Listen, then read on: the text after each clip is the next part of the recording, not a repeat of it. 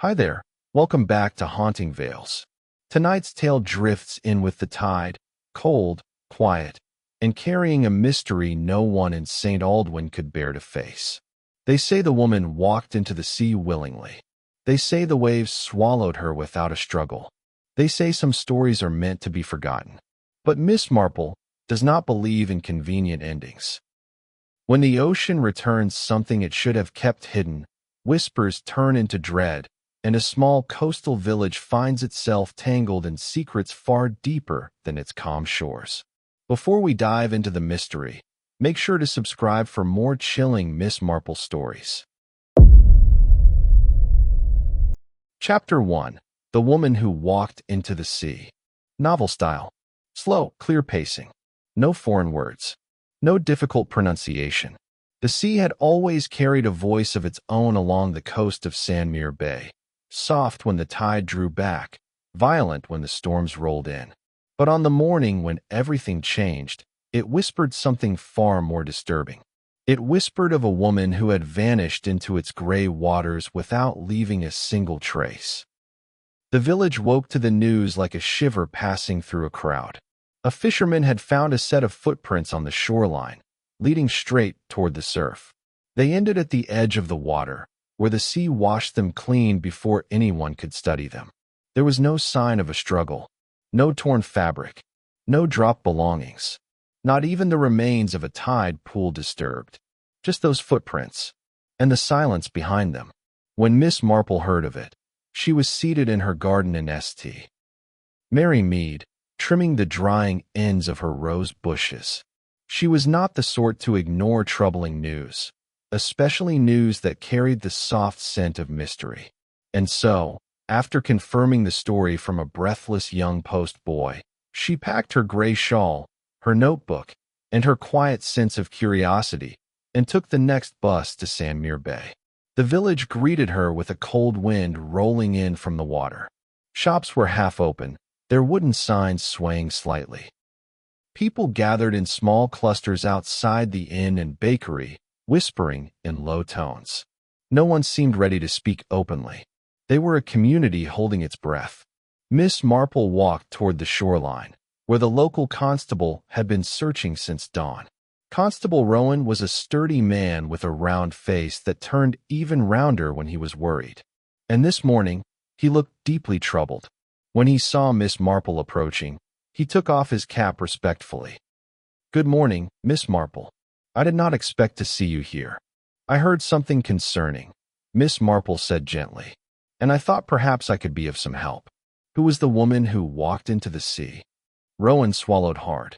Her name was Lila Trent. Miss Marple repeated it silently, testing the sound. Lila Trent, a name with a lightness to it, as if it belonged more to a song than a tragedy. Was she from Sandmere? Miss Marple asked. "She moved here only a year ago," Rowan said. "Rented a small house up near the cliffs. Kept to herself. Kind enough, but distant. The sort of person who smiles without ever showing what's behind it. And she walked into the water alone," Miss Marple said softly. "So it seems. But," Rowan looked toward the waves. "Something about it doesn't sit right." Miss Marple did not reply at once. Instead, she followed his gaze. Gray water stretched toward the horizon, interrupted only by the occasional ripple of a passing gull. The tide was rising again, slow and rhythmic. The shoreline had been swept clean by the morning waves, but Rowan pointed to the spot where the footprints had been. "Right there," he said. "Straight line. No turning back. No second set." Miss Marple asked. "None." She nodded slowly. A puzzle was beginning to take shape. Something about footprints that ended at the water always made people assume a single conclusion. But life, true life, rarely moved in a straight line. And her belongings? Miss Marple asked. "At her house," Rowan answered. "Nothing missing. Nothing disturbed." A short, thoughtful sound escaped Miss Marple, the sort that always carried weight even when barely whispered. Rowan shifted uneasily. "You think perhaps she didn't go willingly?" he asked. "I think," Miss Marple said gently, "that a woman rarely walks into the sea without leaving more clues on land." Rowan sighed. Her home is locked. But I have the key. Would you like to see it? Miss Marple gave a single nod. Yes, I believe that would be wise. They walked together along the narrow path leading toward the cliffs. The wind grew colder the higher they climbed, and the sound of waves striking the rocks below echoed like distant thunder. At last they reached a small house, a simple, neat place with a single window facing the sea. Rowan unlocked the door. The moment Miss Marple stepped inside, she felt it. Stillness. Not the calm kind. The kind that settles after something has been taken away. The house was tidy. Not overly so, just lived in with gentle order. A cup had been left on the kitchen table, half full of cold tea. A book lay open on a nearby chair. A jacket hung neatly by the door. Miss Marple brushed her fingers across the table. The tea was stale, at least a day old. Did she have any family? She asked. No, not that we know of. She received letters, but none with a return address. May I see them? Rowan nodded and led her to a small desk. Inside were several envelopes, neatly stacked. All identical, all unmarked except for her name. Miss Marple opened one and examined the handwriting inside. Her brows knit together. Simple sentences, she murmured. Short, deliberate. Someone who writes with precision but no affection. Rowan frowned. Do you think they're important? Miss Marple slipped the letter back into the envelope. People rarely disappear without the company of a secret, she said, and I believe these letters may hold part of hers. She moved around the room, touching nothing, only observing. The shelf held a row of sea-polished stones. The window had a clear view of the shoreline below. The bed was neatly made, untouched since the previous night. Then Miss Marple paused. A single footprint, bare, faint, marked the wooden floor near the back door. Bare feet, leading outside. Constable, she said quietly, did you notice this? Rowan turned pale. No, I must have missed it. Miss Marple knelt slowly, studying the print. One footprint, not two. Light, as if the walker was hesitant. It faced inward, toward the room. A person stepping away from the back door, not toward it. But there were no other prints. How could that be? Rowan whispered. If she went out through the back door, there should be more. Indeed, Miss Marple said softly, which means she did not walk out. She walked in. Rowan swallowed. You mean, someone else was here? Miss Marple rose carefully. I mean, someone came in through that door, barefoot or without leaving a clear print, and Lila Trent was here at that moment. Yet there is no sign of a struggle, no broken objects, no distress. So she knew them, Rowan said. Yes, Miss Marple replied, her eyes narrowing. Or she feared them too much to resist. The room felt colder now. Miss Marple approached the window. Outside, the sea stretched endlessly. The tide was beginning to climb, the waves pushing higher with each roll. Rowan, she said gently, tell me something. Those footprints on the shoreline. Did anyone see her walk into the sea? No, he answered quietly. No one at all. Miss Marple nodded slowly. Then we must ask the question everyone else is afraid to ask. What question is that? Rowan whispered. Miss Marple looked out over the water. Did she walk into the sea, or was she taken to it? A sudden gust slammed against the window, shaking the glass. Rowan flinched. Miss Marple did not. There was fear in this village. Fear so thick it clung to the walls like damp salt. But fear never came from nothing. Someone knew more than they were saying. Someone had been in that house. Someone had written those letters. Miss Marple stepped back from the window and turned toward the door. We must speak to the villagers, she said quietly. All of them. One of them saw something, and another one is trying very hard to hide it. As they left the house, the wind carried a distant echo, a soft, broken sound like a cry swallowed by the sea. Miss Marple paused for only a moment. The woman who walked into the sea had not walked alone, and the sea was not the only thing hiding secrets in Samur Bay. Chapter 2. The Tide That Does Not Forget. The next morning arrived with a gray sky pressing low over Samur Bay. The sea moved with slow, steady force, as if dragging something heavy beneath its restless surface. Miss Marple stood near the shoreline, her hands clasped neatly in front of her, watching the tide creep closer with each wave. She had always believed that the sea held memories, just as people did. It remembered what it took and what it tried to hide. Constable Rowan approached her with a stiff walk, the kind of gait one earns after a night without sleep. His eyes were red around the edges, and he kept glancing toward the water as if expecting it to spit out something dreadful.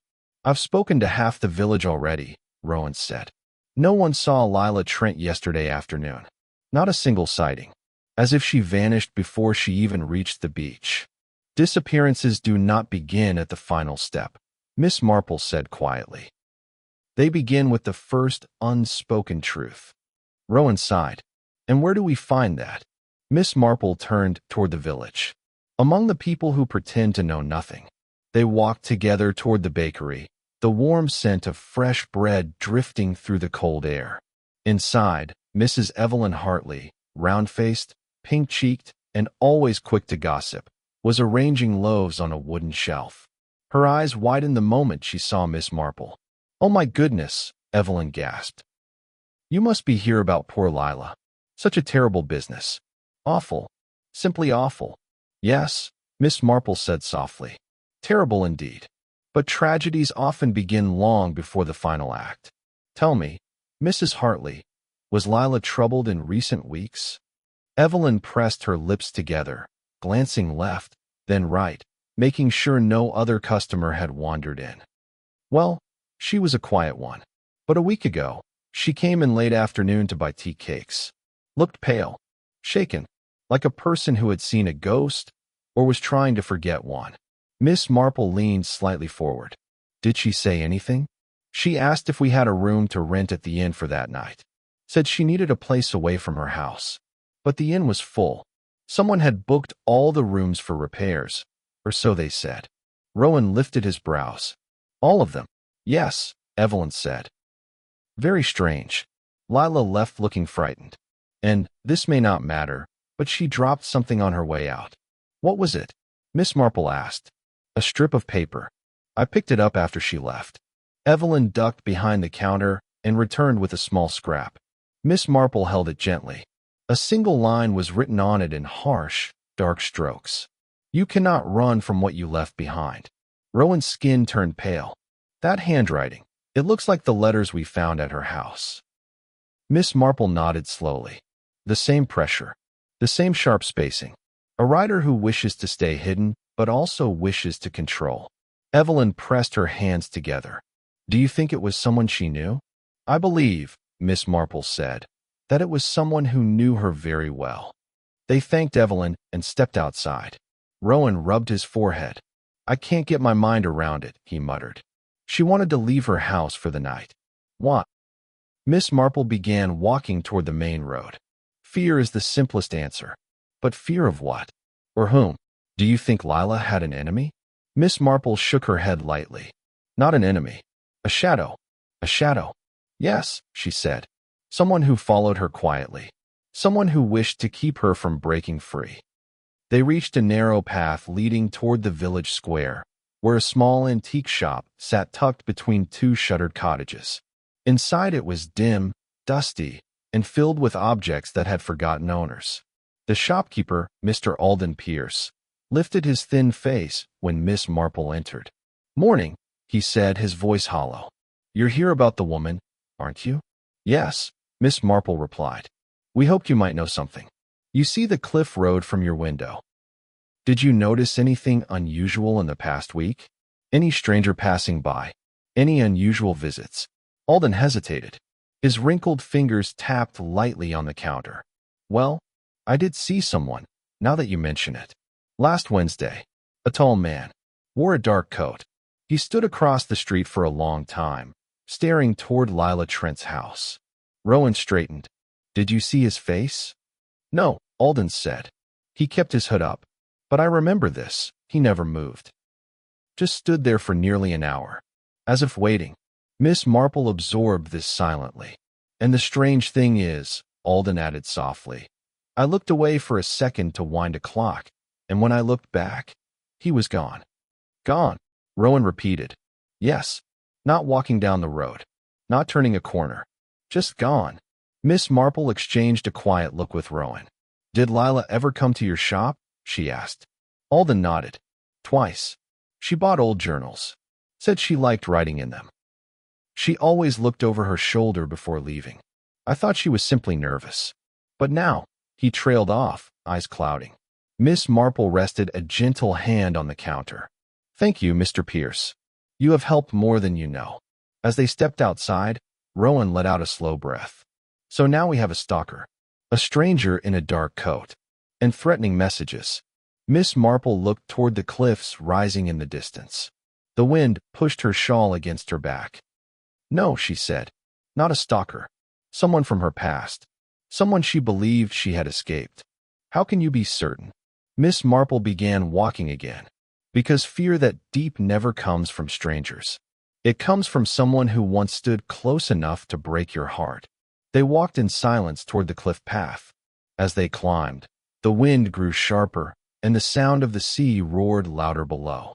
When they reached a flat ridge overlooking the water, Miss Marple stopped suddenly. She pointed to a jagged crack in the soil. There, she said. A heel mark. Rowan crouched beside it. A boot. Not hers. No, Miss Marple said. A man's boot. Fresh. Rowan's voice trembled. He was here recently. Miss Marple studied the cliff edge carefully. And he was not alone. What do you mean? Rowan asked, standing. Miss Marple pointed to the grass, flattened in two places, spaced only a few inches apart. Kneeling, she whispered. Someone knelt here. And someone else stood behind them. Rowan's breath hitched. You think she came here with him? Miss Marple faced the sea. No, she said softly. I think she was brought here. A silence fell between them, heavy and cold. Then, she didn't walk to the shoreline alone, Rowan whispered. Someone made it look that way. Miss Marple nodded. Those footprints were too perfect. Too straight. Too deliberate. A woman walking to her death leaves uneven steps, hesitation, fear. Those prints were placed by someone who wanted them to be found. Rowan swallowed. So she didn't walk into the sea. No, Miss Marple said. She was taken. The waves crashed violently below, sending sprays of white against the rocks. But why? Rowan whispered. Miss Marple turned toward him, her expression calm but sharp. To silence someone who carried the truth. What truth? Miss Marple looked toward Lila's small house in the distance. We must search her home again. This time, for something hidden. They hurried down the cliff path. When they reached the house, Rowan unlocked the door, and Miss Marple stepped inside with purposeful calm. This time, she examined the room with different eyes. She walked to the desk, opened each drawer, and inspected the bottoms. She checked the shelf, tapping lightly for hollow sounds. She moved to the bed and pressed along the frame. Nothing. Then something caught her attention, something faint, almost invisible behind the wardrobe. A thin line in the wall, slightly raised. Rowan, she said, help me move this. Together they slid the wardrobe aside. Behind it was a small wooden panel. Miss Marple pried it loose. Inside was a leather-bound journal. Rowan's voice cracked. Her journal? Miss Marple opened it gently. The pages were filled with trembling handwriting, each entry more frantic than the last. Lila wrote of waking at night, hearing footsteps outside her door, of shadows moving along the cliffs, of someone watching her from the edge of her garden. But one page stood out, written only 2 days before she vanished. Miss Marple read it aloud quietly. He has found me. I saw him at the shoreline. I cannot run again. If anything happens to me, the truth is in the locked drawer beneath the old table at the inn. I pray someone finds it before he comes back. Rowan gasped. Locked drawer? At the inn? Miss Marple closed the journal. Yes, she said softly. And if the same person who came to her house last night knows about this, then they will try to reach it before we do. Rowan's face drained of color. We must go. Now. Miss Marple nodded once. Outside, the sky darkened and thunder rolled across the water. The sea grew louder, restless, as if warning them that time was running out. Miss Marple tightened her shawl around her shoulders. "Rowan," she said quietly, "whatever truth Lila left behind, it was worth killing for." Together they hurried toward the inn, unaware that behind Lila Trent's house, hidden by the shadow of the cliff, a pair of footprints, large, heavy, fresh, were pressed into the damp earth.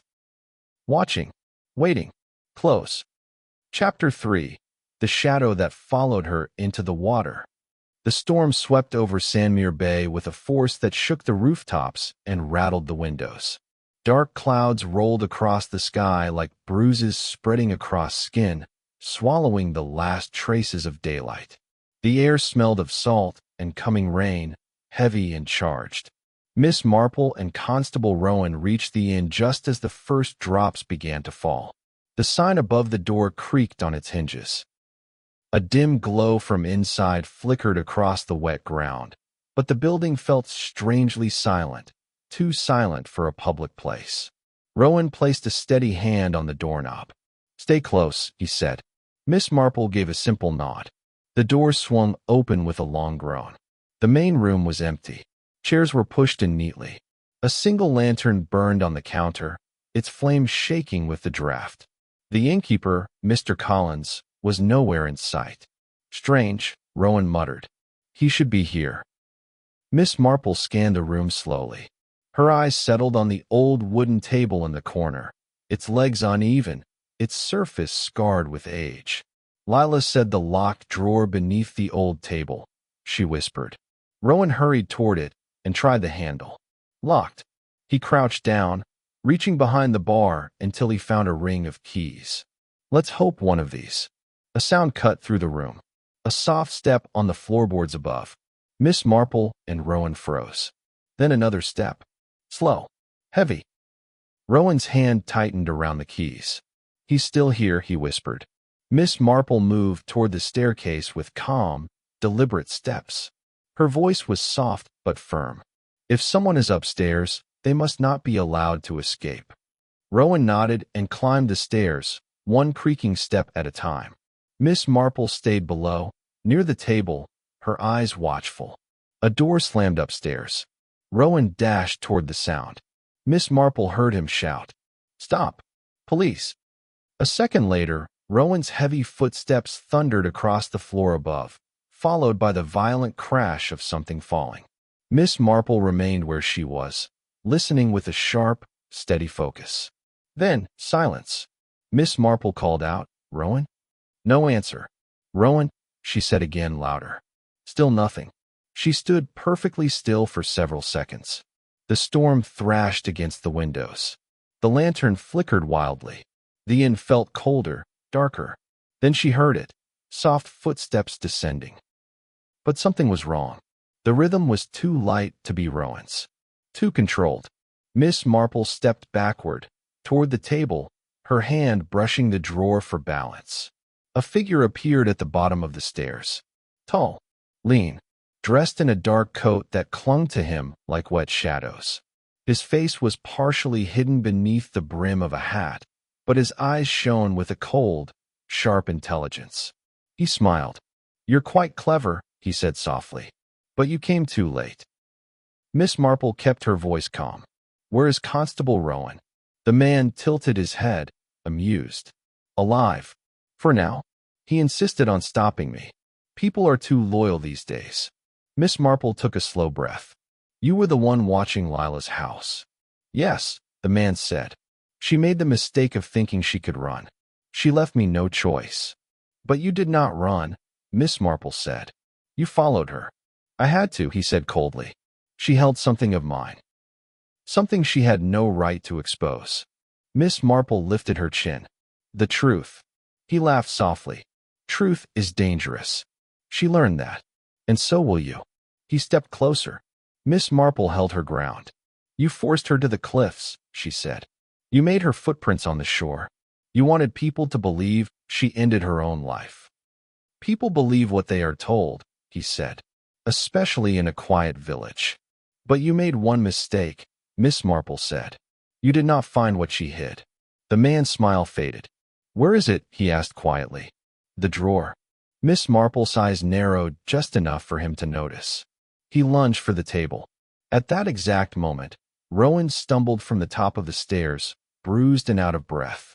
Miss Marple, get back. The man yanked the drawer open with a violent snap. And inside, nothing. Empty.